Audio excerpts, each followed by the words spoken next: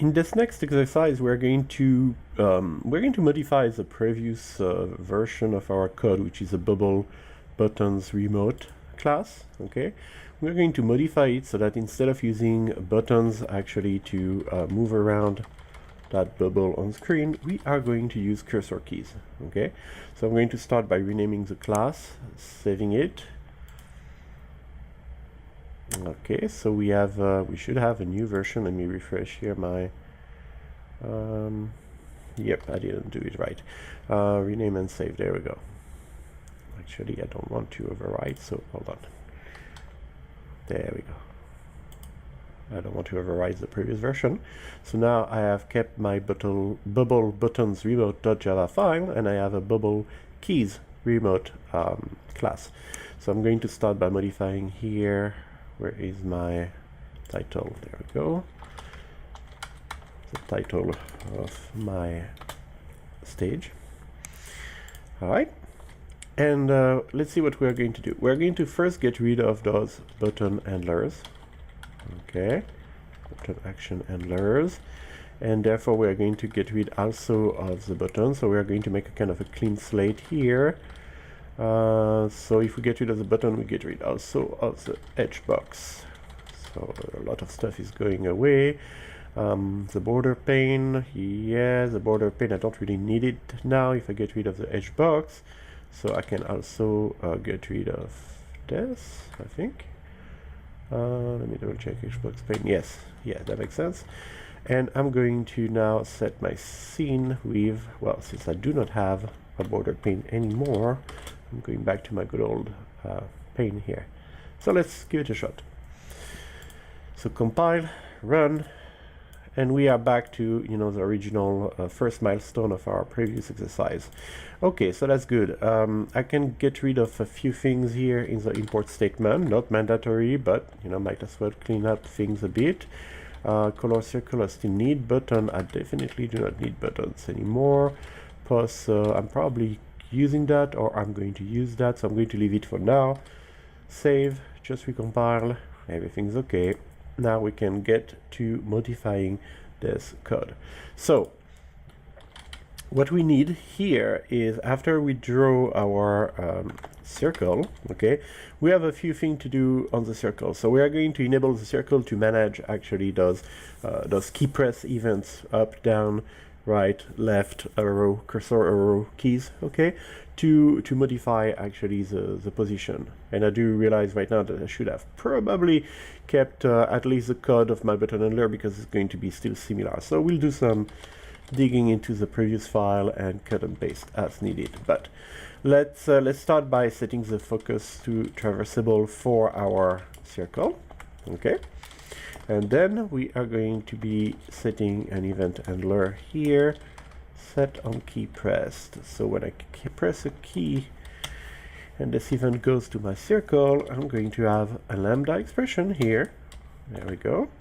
And this lambda expression is going to be checking what key was pressed and act accordingly. So it's going to be a bunch of if-else statement. So let's get started with one of them. So the way that I know which key has been pressed is by calling the method getCode, and then I compare it to something like keyCode.up. Okay, so I'm going to need to add that to my imports as well. So the same way we did in the previous exercise, right? We are going to do one thing at a time. So the same way we handled one button at a time, now we are going to handle one of our control key at a time. And I'm going to add here, there we go, import Java FFX, and the key code is going to be part of the scene. I think input key code. So let me move this up. Okay, that should be nice. Let's see what we have here. Let's see if we got that right. Compile. All right. And right now I'm not doing anything, so testing is not going to be really useful. But I can do something like, actually, let me go fish that here. I'm going to reopen my BubbleKeysRemote and look at what I was doing when I was going up. Here we go. And I'm going to try to do the same thing. So I'm going to benefit from the fact that the circle cannot get out of the window and stuff like that. Okay, so let's review this. We are modifying the center Y. That's good. Yeah, testing is greater than 0 because we are going up, so we are subtracting. Yep, that's good. Okay, so we are going to keep doing the same job we did with our buttons pretty much, but with the keys. Let's compile it, run it. So here's my window. I'm typing a bunch of random keys for now, okay, and then I'm typing up, and there we go.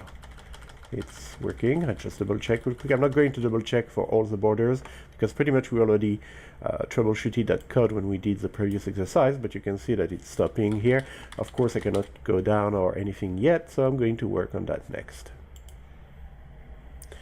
So let's go back to the code here. So we are going to work inside the same event handler, okay.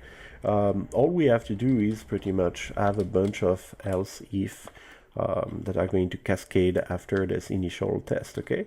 So the logic is the same, get code. We test keycode.down, okay.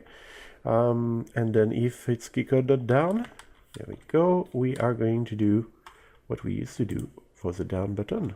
So I'm going to go fish this out here. There we go. So it's much easier to modify this code after having done the previous exercise. And I did forget something apparently. What's happening? Cannot find symbol scene. Yeah, because the scene is defined only after this. So I'm going to move all of this up a bit. At least the scene, let's say. There we go. Better, run. So we have up and we have down operational. Okay, all right.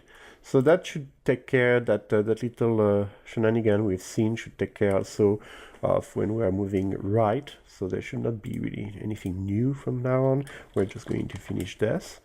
So get code equal key code. So what do we have? Let's say left.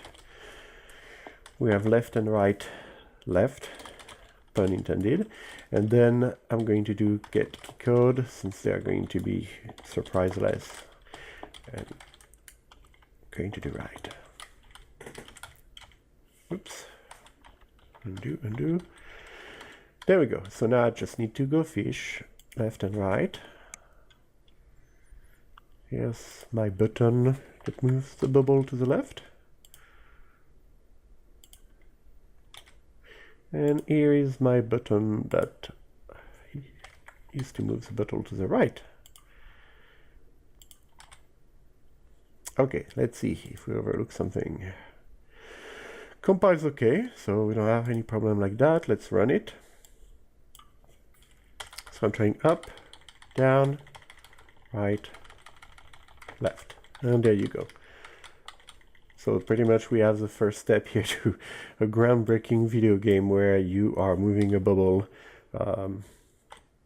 across a scene, a JavaFX scene, and stopping at the corner. So remember, if you are tempted to change that so that actually the bubble doesn't go halfway off scene, just take into consideration the radius here. So when you are testing, instead of testing just the position of the center being greater than 0, lesser than scene, make sure that you add or subtract the radius here and you will be fine.